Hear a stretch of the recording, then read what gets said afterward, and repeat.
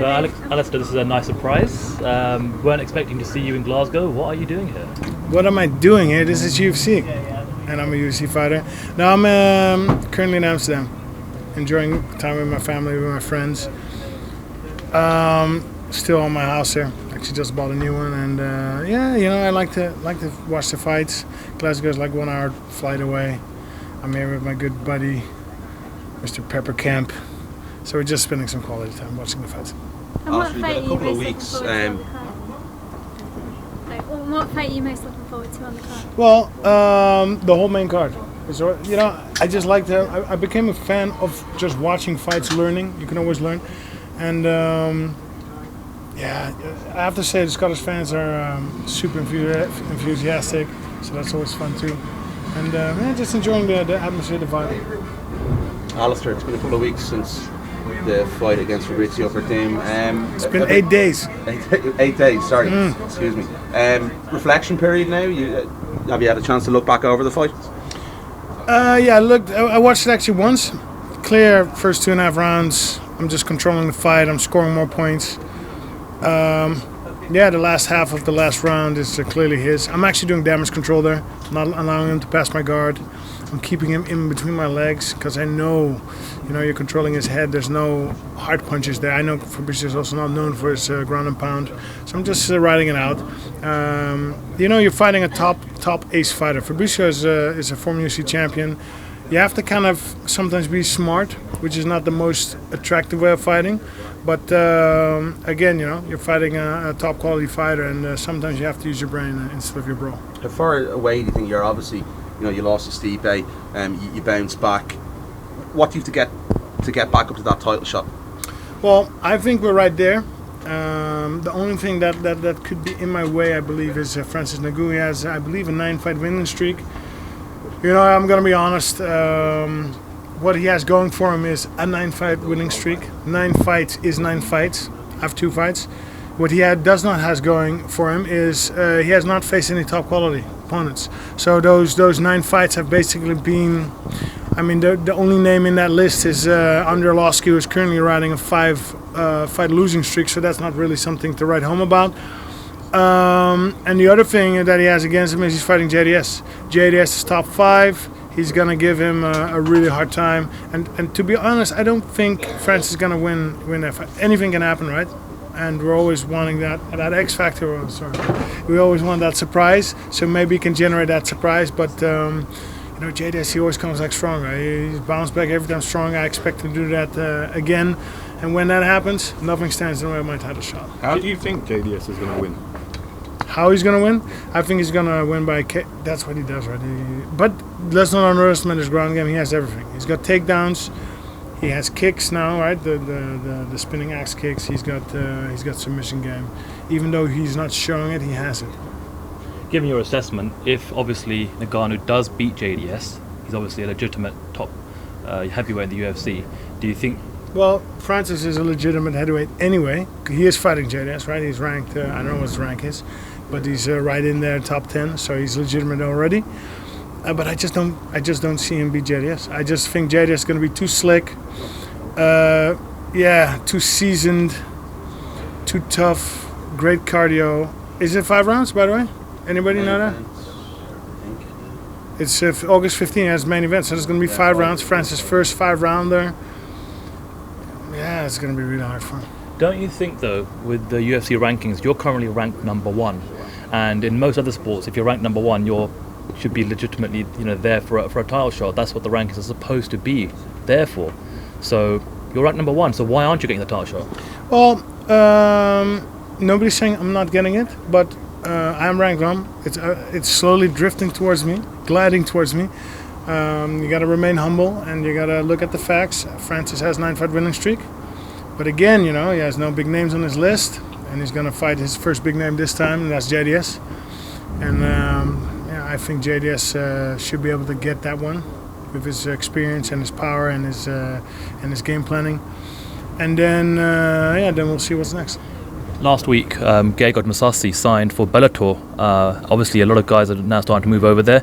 You're very familiar with Scott Coker. Why do you think there are some guys now that are looking to A, explore free agency, and then B, also signing with Bellator? Well, that is for everybody a very personal question. I think it all comes down to financials in the end. Yeah, and I think Gegard, he's an excellent fighter. He's a high level. We share kind of parallels. I've been a little bit more longer active, but we had our career in Japan, in Pride, and later in Dream. Great fighter, but I think in the end it's a personal question. You have to ask him. And it probably has to do with financials. I think his division was a little bit locked up as well. Maybe he has a little bit of difficulty with that as well. But yeah, that's what free agency is for. Alistair, if or when you get back to that world title shot against Stipe Miocic, what can you do differently in the fight? What have you looked back at that fight as well? Have you a clear game plan in your mind that you're going to execute against Stipe? Well, it's going to be different. I'm a lot fitter. I'm a lot stronger now. I ramped up my strength conditioning, fixed diet. You always, after a loss, you always look at stuff to improve. We found a bunch of stuff, and we're doing it. And we now have 2 victories with the new stuff. So it's clearly working. And yeah, the holes that Stipe exploited, he kind of he showed it, he displayed it. That was definitely something that I needed to work on. But now that I'm working on it, I definitely do think that the next fight with me and Stipe is going to be different. It's going to be a different fight. I'm more fit, I'm more strong. And let's not forget, I was really close to beating him in the first fight. Right? It was like an inch away. And how soon would you like to fight again? Oh, October, November would be awesome. Dana White mentioned that he doesn't believe you should get the title shot next and you should fight one more. And obviously, looking at the heavyweight division, the only person that seems left for you that you haven't fought is Cain Velasquez. So, does that interest you? Yeah, that's also a possibility. If you want to become a champion, you should not shy away from any opponent. That's something that I would never do. Sometimes timing-wise, it doesn't match up. But I want to fight again in October, November. If it's Cain, it's Cain. If it's Stipe, it's Stipe. We're fit, we're healthy, we're coming, and yeah, whatever. We just wrapped up with this massive international 4-city tour for Mayweather McGregor. Was it awesome or was it awesome? It was a lot of fun. Yeah, well, talk to us about it. I was in London. How did you take it all in? What were some of your highlights, and what did you think of that whole, I suppose, tour? It was a great tour, great marketing by both. I think you can clearly hear that the fans are a little bit more on Conor McGregor's side, right? He's a little bit the people's guy. I think Mayweather has something not likable to him, but he's a formidable boxer. Great record. I'm looking forward to that fight. I could not give you an honest assessment who's going to take that. I'm a UFC guy, so of course I'm going for Conor. It would be awesome if he can create the upset, but it's difficult. I wanted to speak to you about that because you've got this massive history in MMA and kickboxing. You're one of the biggest names in combat sports. You're seeing this crossover promotion now with the UFC and boxing. Why not have Alistair Overeem versus an Anthony Joshua? Is that something that you'd perhaps like to be interested in and create this big international blockbuster event? Well, let's not forget that I already did that, right? Or have you forgotten? You forgot. What did I do? Well, you've been in K1, you've been a K1 champion, you've been a Dream champion. He knows it. But listen, but the Strikeforce and the Dream is MMA. Yep. But K1 to me was a crossover because it's of course only striking. You're fighting the best strikers in the world. It actually came about because Badr came in my. Cheers. Badr came in the ring after I beat Krokop, and he started challenging me. And it's kind of funny how that went. The Japanese had their ways. I was going to get the rematch with Krokop for New Year's Eve. And then all of a sudden, 2 weeks before, that fight's not happening, but we have Badr Hari for you in a kickboxing match. Okay, strange. But you know what? I'm trained. Let's go for it. And we went for it, and I beat him. And that actually kind of catapulted me into the K1. I never had the intention of doing it. But I kind of liked it. I loved it, and I didn't win the first tournament, but I won the second one. But it was a great experience, and it all came from by accident. Per accident, it came. But I liked it, and I believed in myself. I went for it, and got me the K1 title. I haven't forgotten what you've done. But what I'm saying is in 2017. It bothers him. In 2017, You know, what Mayweather and McGregor are doing right now, this would be a whole different beast. And considering how much of a big name Anthony Joshua is here in the UK, you're a European fighter too. I'm just saying it would make a blockbuster event, and obviously probably the biggest payday of everyone's career. I'll tell you something. I don't shy away from challenges. You know, does Anthony Joshua shy away from challenges? I don't know. He can come in the UFC. That would be great, right?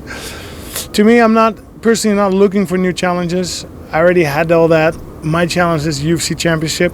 You know, I'm right there. Let's not forget, Conor McGregor is the lightweight champion and the bantamweight champion. So he has, you know, he's already at the highest in the UFC. So for him to look elsewhere, it's like it's natural, it's organic. For me, let me focus on UFC first before I start floating around and do other stuff. That for me is the highest attainable. And boxing with whoever, they can come to UFC, but they're not going to do that. The UFC will be in Rotterdam. They're not going to come to UFC. They're going to be boring. They're going to stay where they are. And the other thing is, why do we have to go to them? I did it already. Why do I have to go into? Let him do his boxing thing. I'm going to do UFC. Let me focus on UFC Championship. And if he wants to fight, then he can come to me.